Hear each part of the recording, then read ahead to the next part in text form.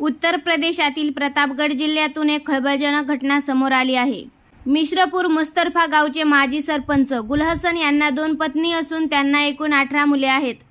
संपूर्ण कुटुंब एकत्र राहत होते। फक्त त्यांची एक मुलगी विवाहित आहे। 17 मुले वडिलांच्या संरक्षणाखाली वाढली, पण एका प्रेम प्रकरणामुळे आता ती पोरकी झाली आहेत।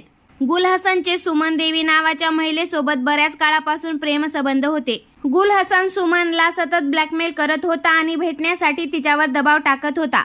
याला कंटाळून सुमनने त्याला संपवण्याचा एक भयानक कट रचला।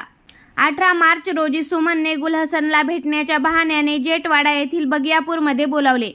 सुमनचा भाऊ अतुल गौतम आणि त्याचा मित्र अरुण तिथे आधीच वाट पाहत होते। गुलहसन येताच त्याच्या भावाने सुमनच्या डोळ्यादेखत लोखंडी सळीने त्याच्या डोक्यात प्रहार करून त्याला ठार मारले। त्याची ओळख लपवण्यासाठी मृतदेह एका पोत्यात कोंबून शारदा उपनदीच्या कालव्यात फेकून देण्यात आला। गुलहसन 18 मार्च पासून बेपत्ता होता। 2 दिवसानंतर त्याच्या कुटुंबियांनी तो हरवल्याची तक्रार दाखल केली। पोलिसांनी त्याच्या मोबाईलचा कॉल डिटेल रेकॉर्ड तपासला असता त्याचे शेवटचे संभाषण सुमन सोबत झाल्याचे निष्पन्न झाले।